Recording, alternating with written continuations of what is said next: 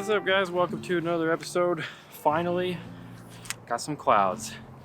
I've only had like 2 days of clouds in the last 3 months, so I figured it's about sunset. I think sunset's probably going to be a dud.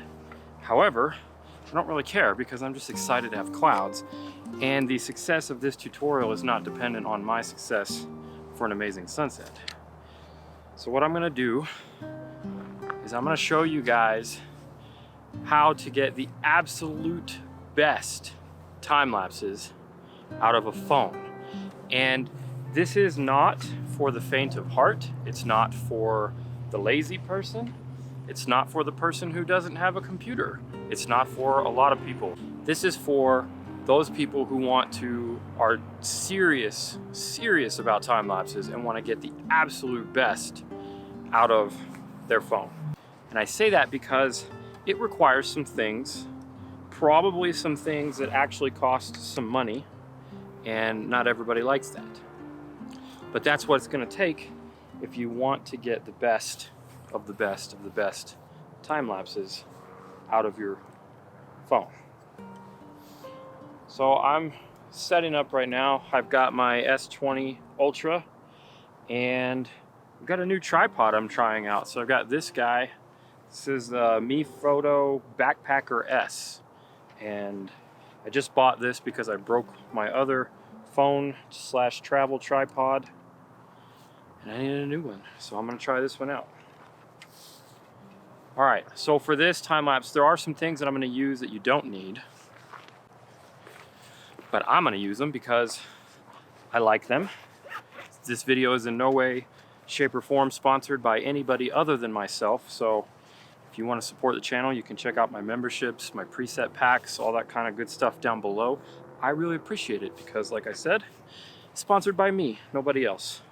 Not Moment, not Mi Photo, not Samsung, just me. So what I'm gonna do is I'm gonna throw on, actually before I do that, I got my Moment lenses. I got a wide and a telephoto. All right, let's switch sides here.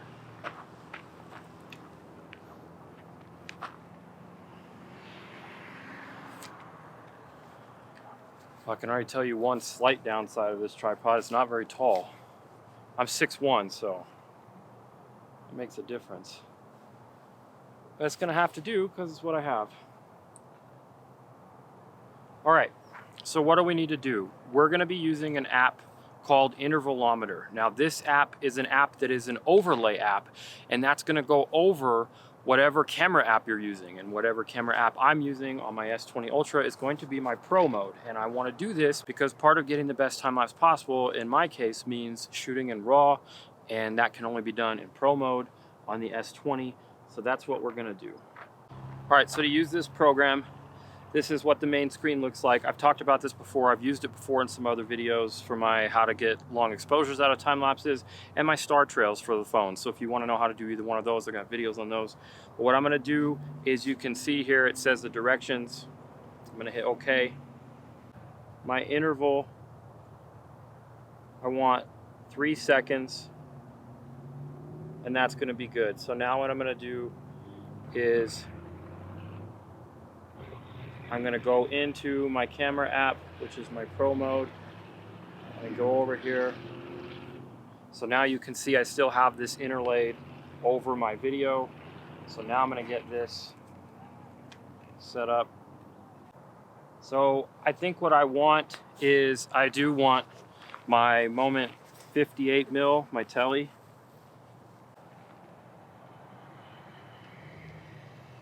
Because unfortunately Samsung doesn't allow us to use different focal lengths, the different cameras in the pro mode. So that's looking a lot better. Gonna get this adjusted. Now I'm gonna get my settings adjusted.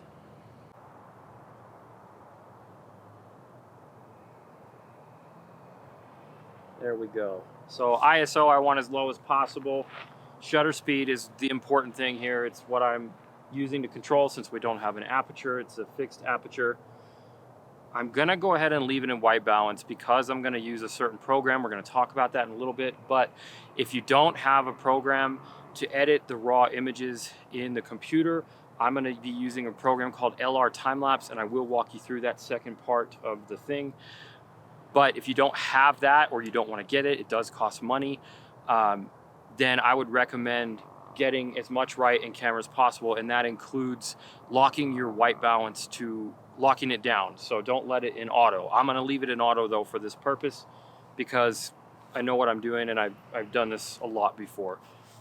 And I know what I can get away with in my program. All right, I'm also going to expose for the highlights a little bit so that they're not too blown out, because that's kind of important.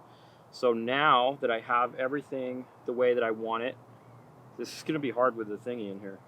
I'm going to configure that, get it over my shutter button, hit OK, 3-second interval. So everything's looking good the way that I want it. Focus, that's what I need to do. I'm going to lock it down.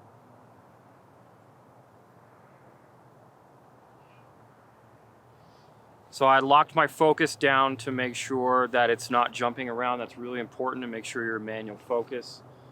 And in this case, I've got it pretty much set to infinity, to the mountains back there. So since this is a sunset, I'm gonna go with an automatic shutter, which is gonna allow it to change the shutter speed as it gets darker. It's gonna brighten it up. All right, now we're hitting start and we're going. All right, so real quick, another thing about this time lapse is you're gonna have to know what your interval is, what interval you want, and you're gonna have to know how long you want it for, because it doesn't show you that stuff on here. There are apps you can use like photo pills and stuff like that that'll help you with that. But if you're using your phone, then you won't be able to have that unless you have another phone. So I'm a time-lapse photographer, and I just kind of know, over years and years of doing all this stuff, I just know. So these clouds, the way they're moving and stuff, a general rule of thumb is, 2 to 5 seconds is where you want your interval. I've got mine at 3 seconds, so that's a good solid interval for clouds.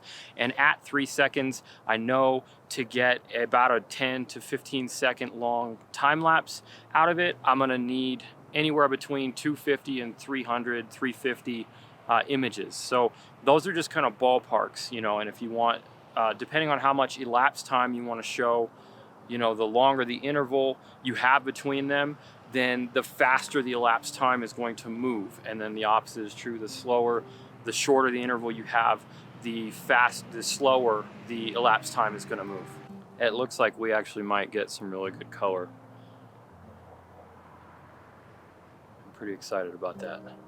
I haven't seen a good sunset in a really long time. It's getting under this stuff.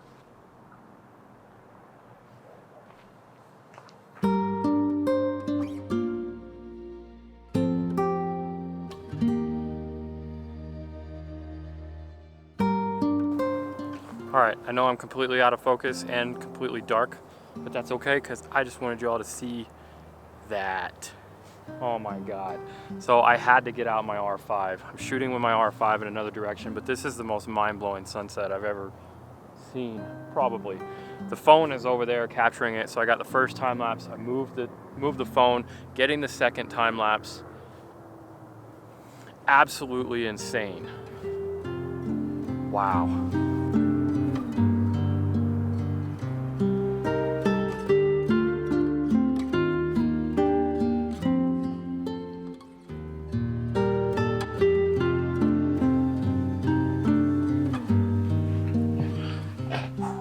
Okay, so it's the next morning, got my tea, had my first breakfast. So it got crazy, and I decided to put up a bunch of other cameras that are seriously unrelated to all of this. I also went out this morning and got a pretty nice sunrise, and I did the same setups with the phone. So intervalometer app, pro mode, and set up the phone, but I figured that's redundant. So we're gonna jump into the computer and I'm gonna show you exactly how we're gonna edit this and every step from start to finish. And I'm going to preface this like I did before. This is not a beginner technique, and this is not a technique for people who are lazy or just don't want to take the time. And this is not a technique for people who only want freebie stuff, because the program that I'm using, it does cost money. There is a free version of it. I will link down below to LR Timelapse. There is a free version of it, so you can try it out. But a lot of the features are missing. So this is definitely something that is for people who are already serious about time lapses, who probably use them and do them on their cameras, and didn't know that you could do them just as well on your phone. This is also for people who, you know, just want to take their phones to the max level possible, and it's complicated, and it's not easy, it's not fun, it's definitely not. This takes, sometimes I really regret my high demand for good quality time lapses. But like I said, here we are. If you want the best out of your time lapses, we've already done the in-camera work, and like I said, I have other videos on that too, so you can go check those out. But for now, let's go ahead and jump into the computer, and I'm going to show you what's up. I should also mention that you're going to need Lightroom for this, or Camera Raw. You can use Bridge and Camera Raw, but this is the one instance you will ever hear me say I prefer Lightroom, because if you don't follow my channel and you don't know me, I kind of passionately dislike Lightroom. And I never use it ever, except for in LR Timelapse. Alright, so the first thing that we're going to see in LR Timelapse is this window over here to the left, and this is where we have our file organizer. So you can see that I organize everything in places, dates, times, and I'm very organized with my time-lapse stuff, and for this reason, you can't have anything else in your time-lapse folder. So I've got my date and everything set out. So my S20, all my cameras, my S20, I did 2 time lapses. So we're going to go with TL2 and we're going to go with RAW. I separated them out. So it's very important that you remember that the phone, the Samsung phones, when you shoot in Pro mode, you have to enable the ability to use RAW and to save in RAW, but when it does that, it also saves in JPEG. So you have a backup, and if you don't want to use the RAW files, you can use the JPEG, and there's a simpler flow for the JPEGs. You can go into the basic workflow here. We're going to talk about all that stuff in a minute. So basically, we've got that opened up. It's nothing but RAWs. It's going to take a second, and it's going to analyze and read the light values and get all that stuff. Okay, so once that's done analyzing, we have this nice blue line, and that blue line shows us our exposure values. So you can see with the Pro mode in the S20, it thinks it's a little bit overexposed, so this is kind of like 0 for exposure, like right on.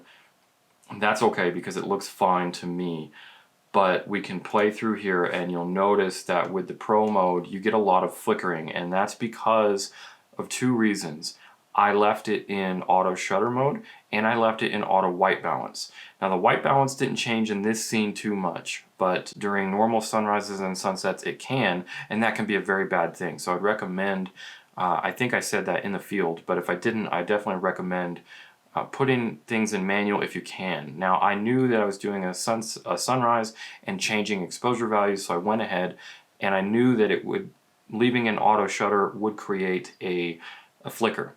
And that's why it's really important to have this program, because this program is the best out there that there is for fixing flicker. And I knew, I've used this program so much that I know what I can get away with. So I'm okay with doing that. So anyways, you can play that back, you can see the time lapse, you can see everything. The first thing you're going to want to do is we're going to go in here and we're going to keyframe it. So it sees a lot of different values here, and it's going to ask me, did I shoot this in manual mode or did I shoot this in some sort of automatic mode like shutter? And basically, for all intents and purposes, I shot this in what you could call shutter priority mode. Basically on a camera, if you're using a mirrorless or a DSLR, they're you know, like aperture mode, shutter priority. I basically did that because I had the shutter in auto and everything else was in manual. But if you say that you shot it in manual, then it will do a holy grail thing, and that does some more technical analyzey stuff, which can be very beneficial. But for now, I'm just going to go ahead and say that I shot this in an automatic mode so that it doesn't do the holy grail analyzing, because the light values are pretty constant here. So once you do that, you hit your keyframes, it's going to tell you what it thinks is the right amount of keyframes based on the light shifting. So the more the light shifts in your image throughout your time lapse, the more keyframes you might want, or the more you've changed things your own yourself in manual in the time lapse, the more keyframes you might want. But we're good with 1 right now because, like I said, it's pretty average. You see this straight line going through. We're going to hit save. And then we're going to grab this, drag to Lightroom, we're going to hold on to it, and drag it into the library. So that's going to bring everything up, and then it's going to ask me to import. So that's what I want. So the first thing you'll notice when you're importing is you'll start to see the first image will usually have stars, and that's because that's the keyframed image. So if you have other images in the time-lapse that you've keyframed, then those will show up as well. So we're going to go over here to filters, and we're going to go to keyframes, and then that's only going to display the keyframes that we have. So then we're going to go to the develop module on that image. So this is just like regular Lightroom. You edit your images now the same way, and I've got my preset packs here. So quick plug, if you're into preset packs, you don't have your own or somebody else's, you want to check mine out, you can find those in the link below. They definitely help support the channel, and I love you guys for supporting me, and I really appreciate all of the kind things everybody's already said about them. So shameless plug over. If you have other presets or your own or whatever, they're all going to be there. You can decide if you want to use those or not. I kind of like this one. I also kind of like this one. I think I'm going to go with the autumnal color shift 2, and then that'll start, that'll do all the things over there that it does that I've already set it to do, and then from there we can go in and tweak a little bit. So I'm going to go in here to the gradual filters, and it gives you 4 of them by default, and if you want to use them, if you want to use a gradual filter for this purpose, you got to use the ones that are already here, but we can manipulate those. So I'm going to grab this one, and I'm going to bring it down, and then I'm going to reshape it a little bit, bring this there, so we're getting mostly the sky. I don't want to really affect any of the ground, even though there's not much ground to affect in this shot. So I'm going to bring up that dehaze a little bit, make that texture really pop. I'm going to bring up that saturation a little bit. That was too much. Okay. I'm going to bring up that contrast a little bit as well.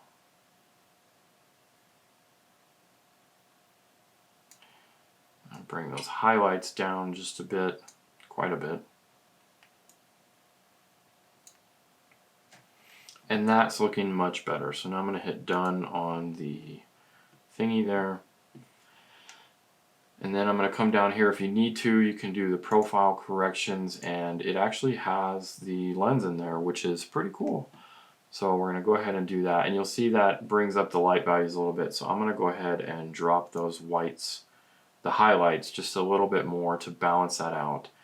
I'm going to add in just a pinch more vibrance and saturation. Alright, that was too much. Maybe half a pinch. And just a hair, just a tiny hair of extra dehaze for global.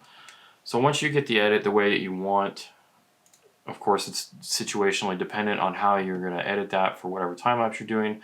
Once you're happy with that, we're going to go back to the library.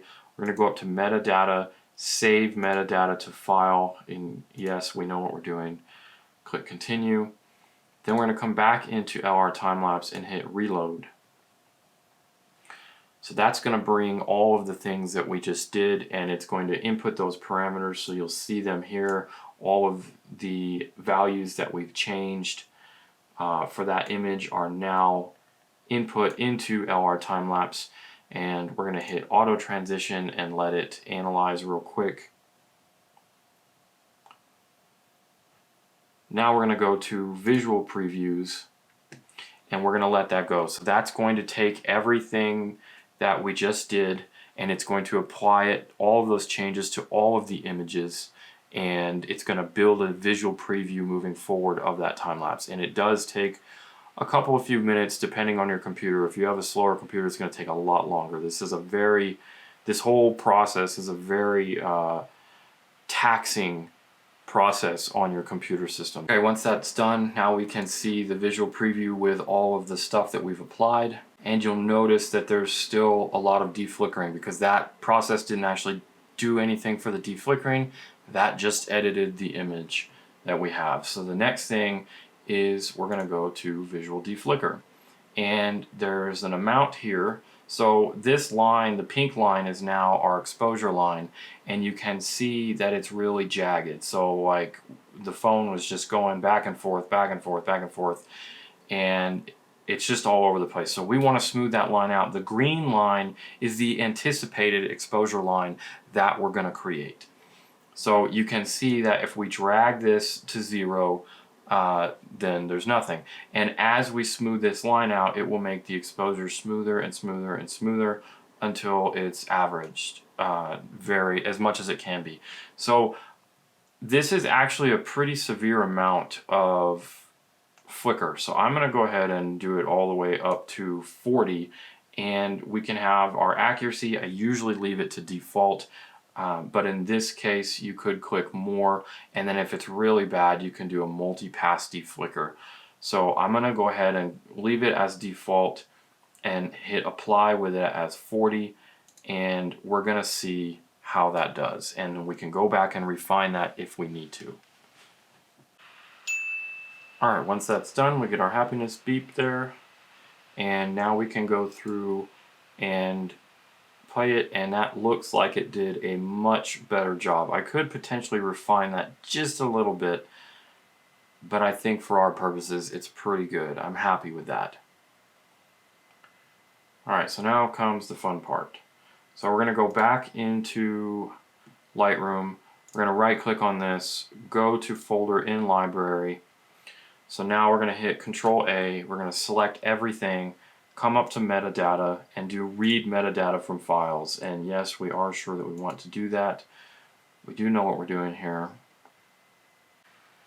Alright, so once that's done, all we have left to do is come into export. So file, export. Now that we have LR timelapse installed, you're going to see export to LR timelapse. If you don't see that, you can change that right here. So that's where we want it to go. So now we're going to have a bunch of options here. So I've already told it to where I want it to go. Pick a place where you want it to go, and then we're going to name this. So whatever you name your time lapses. Alright, so we've got that named. Now it's going to ask you the resolution. So this is where it's going to get even more complicated than it probably has to, and that's because of me. It's not you. It's not you. It's me. So basically, if you don't do what I do, and I'm a professional, and I sell professional time lapses and all that stuff, and I use the highest quality possible. So what I do is I leave it in original, and I then take it and do all of this stuff in Premiere, and I re-edit it, and I do some color grading and all of that stuff. And I will show you guys that as part of this. But if you don't want to do any of that, you can go straight to your 4K UHD. And this is if you have the Pro version. If you don't have the Pro version, you can't. A lot of this stuff is going to be grayed out. And like I said, the Pro version is not cheap. It's like $250 or $300 or something like that. But it's a one-time buy. You won't have to buy it again, which is nice. So if you don't have that, then it's just going to be JPEG 8-bit. But I leave it in that anyways, unless I'm doing some really hardcore stuff.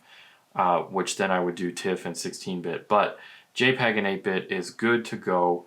So if you want to change it, this is where you can change it to your resolution and do your 4K, and that'll be great for, your social medias or your TV or whatever you're going to play this on. So all of this stuff we're just going to leave the same. I don't mess with any of that. This is the only thing that I change, and I have it to original, and we've renamed it, so we're good to go.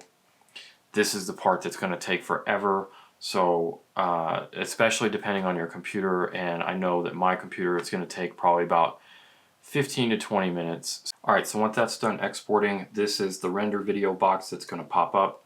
So here's the output file that it's going to tell you in the place that you had already designated in the last render settings.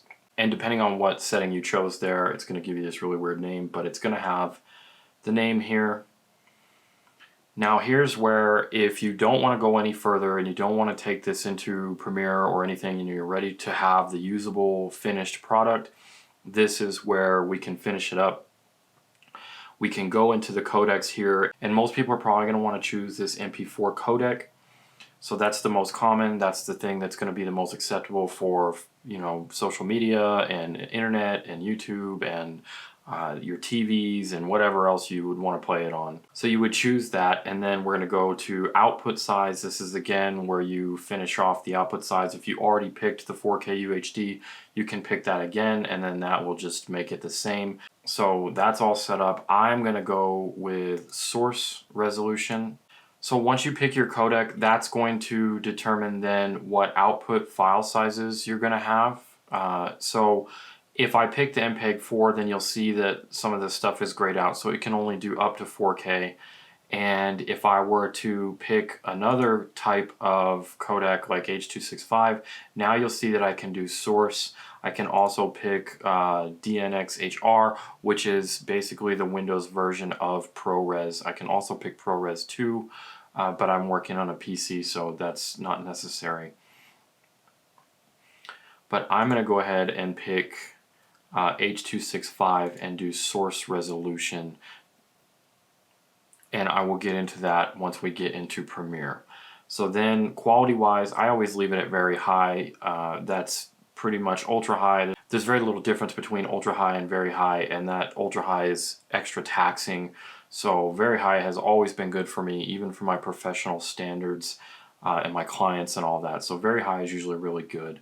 I'm going to go ahead and leave it in 422 color space because I know how I'm going to edit. I'm not going to do that hardcore of editing to it, and because it was shot in 422, well, it was actually probably shot in 420, but 422, if you don't know anything about color bit or color space, 422 is pretty standard, so I would just leave it there. The gamut is standard. Again, if you're doing wide, that's going to be more for TV broadcasting stuff. And the same thing with video levels, legal TV versus full range. You don't need to worry about it. If you don't know what that stuff is, then you definitely don't need to worry about it. So we're going to leave that stuff the same in standard BT709 and legal TV. Now we can do, if like I'm doing in source, but I could, if I'm doing it in anything other than UHD or 1080p or whatever, I could force the 16:9, and if you click that, you'll see this little box around there, and then you can move that box where you want it. But I'm going to leave it in source. I'm going to do that stuff in Premiere. All of this other stuff I just kind of leave the same. If you want a copyright thing, you can throw that in there, whatever. I don't need any of that. So we're going to go ahead, and everything is looking good. We're going to keep my frame rate at 23.976. That's pretty standard for film and all of that stuff.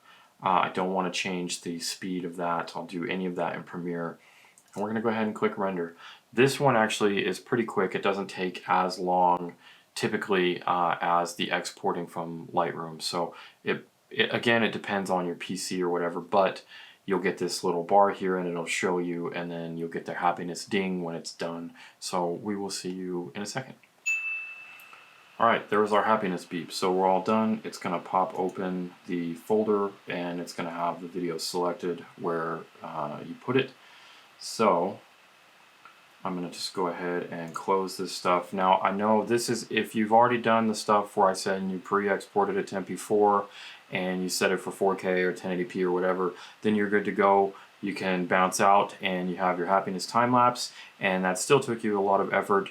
But I'm going to go ahead and show you the rest of my method, because if you're still here, and I know that's going to make this video longer, but if you're still here, then obviously that means that it's something that you're interested in. So this is for the 3 people who are probably going to stick around. I'm going to do it for you guys anyways. So I'm going to go ahead and close this stuff. Yes, I want to quit. I am going to open up Premiere. Alright, so we're going to make just a new thing real quick. Call that whatever you want. Make a new project. So first thing I'm going to do is hit Control N for new sequence, and by default I'm going to go ahead and do 1080-24 sequence. And then what I'm going to do is I'm going to hit Control N again, and I'm going to make a new sequence. So I'm going to go down to my custom because I already have this built out. UHD 24. I'm going to hit OK.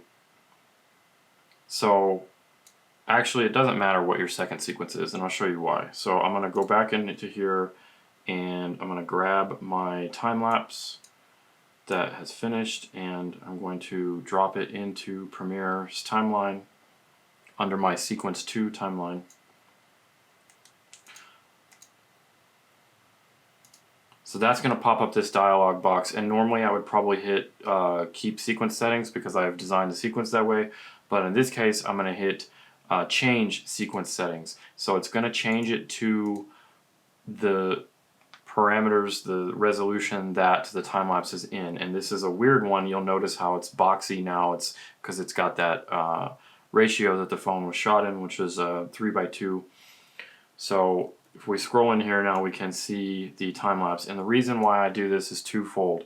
So this is going to give me the highest sequence resolution, the highest resolution of the time lapse, and a lot of time lapses there are still a little bit of shake, especially if you're in a windy condition or if you have a sketchy tripod and your camera was a little too heavy or whatever. For whatever reason, there can definitely be little bits of shake in there, and I like to stabilize it at full resolution first. So if it needs it, then I'm going to come in here to effects.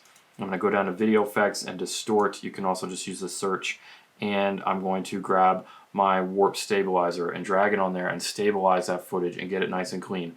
Once that's done, I'll nest it and then bring it into whatever other sequence that I'm working with. So this one doesn't actually need to be warp stabilized. It was pretty solid, so we can skip that part. So what I'm going to do next then is create a new sequence again, and this is going to be the UHD 24p.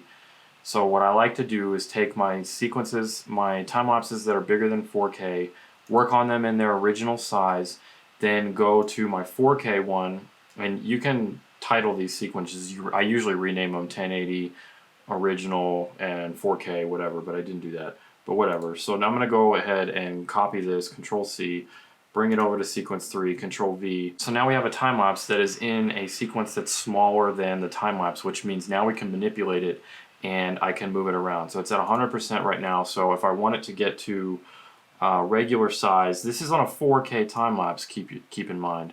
So you can see when you're zooming in and out here that right there would be, it's just a hair larger than 4K. So we're going to drag that down like that, and those are our positions.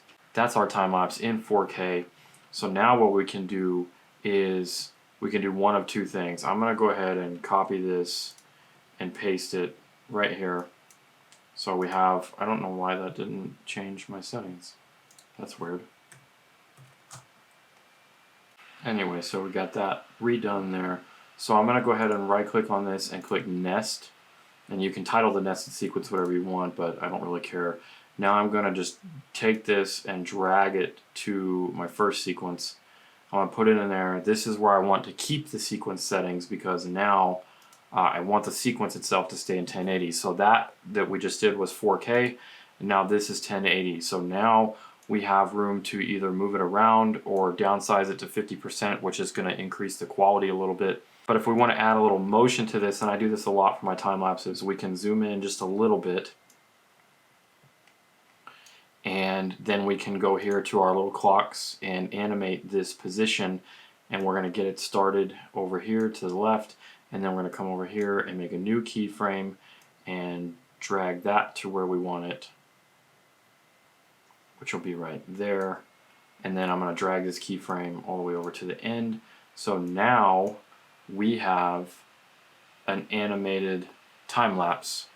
Instead of using a slider out in the real world in motion control, we have it here, and we did that because we could shoot it in a higher resolution, and there it is. Alright, so the last thing we're going to do is color grading. So I come over here to my color tab, which is usually the one that I edit in anyways. But we're just going to change a couple of things. I'm going to boost the saturation just a little bit by about 25%. I'm going to add just a pinch of contrast. And then I'm going to come in here to my creative tab and I'm going to go to one of my LUTs. And that's too strong. I always usually bring it down to about 50%. So this is not necessary. This is just my workflow again. So this kind of LUT matches usually what I do for my YouTube channel. So we're going to come back to there. Alright, so once we have it how we're looking, however you want to edit it, that's up to you. But once we're done, I like to get in the habit of hitting Control S like after pretty much everything I do, because you just never know with Premiere, especially after their new update. But we're all good to go. So now we're going to hit Control M. That's going to bring up our export dialog box. So once we're in here, this is where I'm going to finalize my export. So I'm going to finalize it and make sure that I'm in H.264. Now there's a ton of presets in here that you can choose from, including the YouTube ones, which are pretty good. So you could do the YouTube 4K. I've already made my own preset, but that appears to have been wiped out with the new update. I don't know why. So I'm going to go ahead and just redo it basically. I'm going to go to high quality 4K and I'm going to start there and I'm going to name it whatever I'm going to name it.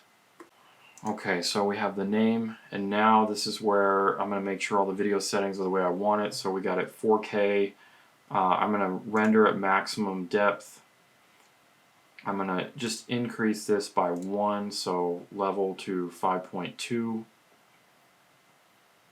I'm going to come up here to VR1 pass, and I'm going to change that to VR2 pass, and I like where the target bit rate I'm going to do to 65, and maximum I'm going to do to 80. And then I'm going to make sure this render maximum quality is checked, and then it'll tell you your estimated file size there. And then we're going to go into open up Media Encoder and render this out. Alright, so there it is, all ready to roll, and we're just going to hit play to start the encoding process. Alright, there it is. Got the green check of happiness. We can click on that and it'll open it up in File Explorer. And there it is. That was shot on a phone. Alright, so there it is. That's the final product. That's my full editing workflow for a time-lapse. Coincidentally, that's my full editing workflow for a time-lapse, regardless of whether I'm shooting it on a phone or my mirrorless back there. It doesn't matter what I'm shooting it on. That's how I do it. Well, you might not have wanted to hear all of that, but that is the best way to do a time-lapse if you're serious about it. So if you guys have any questions about anything that I went over or didn't go over concerning how I set things up in the field to my whole render process and workflow, leave those in the comments below and I will definitely answer them. If you want to get more out of me and you really enjoy this stuff, but you want to see more BTS for me actually in the field doing time lapses and behind the scenes of editing images and videos and all that stuff, you can check out my channel memberships where I have all kinds of stuff like that, extra videos that I just can't really do on the regular YouTubes. So that's down below, and that definitely helps support me and my family, and we love you guys for it. Like I said, there's also the preset packs down below. I'm gonna wrap it up here. It's second breakfast time. It's official second breakfast time now. So hit that like button if this video helped you out. Don't forget to subscribe to the channel if you haven't already. I've got new videos every week. Thanks for watching. I'll see you in the next one.